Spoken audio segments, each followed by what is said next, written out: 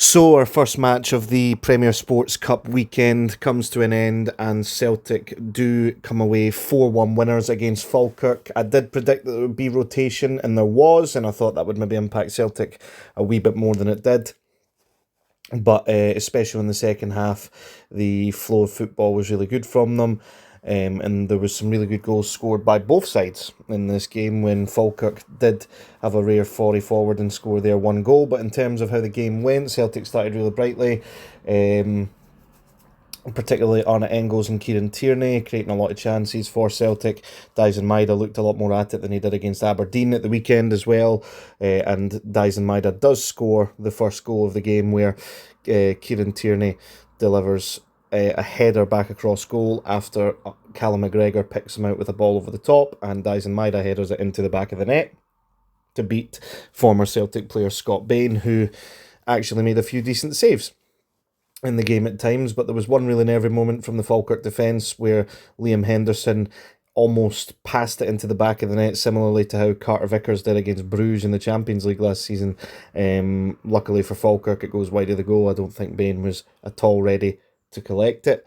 And the first half actually finished 1-0 to Celtic, which, all things considered, I think Falkirk would feel pretty pleased with. There was a decent effort from Calvin Miller, who forced a really good save out of Sinisalo, who looks as though he's probably going to be the cup goalkeeper for Celtic this season instead of Schmeichel, which I thought would maybe be the case for Celtic last season, but Schmeichel was in for most of it. You never know, they might put Schmeichel in for any finals and stuff like that they potentially managed to get to. But in the second half, Celtic pressed Falkirk really high, and Luke McCowan and Alistair Johnson do well to put Falkirk under pressure, win the ball back, and Johnson drives the ball up the park, and it's a really good finish with his weaker foot actually into the back of the net. And not too long after, Dane Murray, who signed a contract extension earlier today for Celtic, does get his goal after a good delivery in from a corner from Arne Engels, who himself actually probably unlucky not to be on the score sheet today.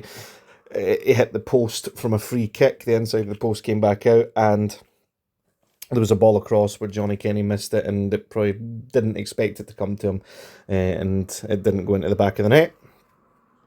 And Celtic do make it 4-1 after a round of substitutions were made. Yang, who played really well when he came on, actually hits the byline really well, sends the ball across, and it comes off Liam Henderson and goes into the back of the net for Falkirk. Though they do manage to get one back, and it's a really good finish from Aarons actually.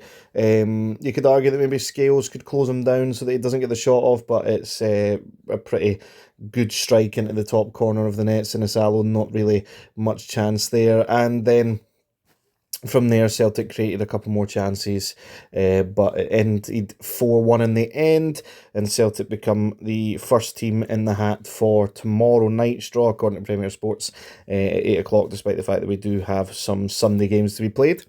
So we'll see what the draw ends up providing. I'll, of course, be reacting to Rangers versus Alloa tomorrow as well. Thank you very much for watching. If you are new around here, please consider checking out some of the other content on the channel and subscribing if you're new, and I'll catch you in the next one.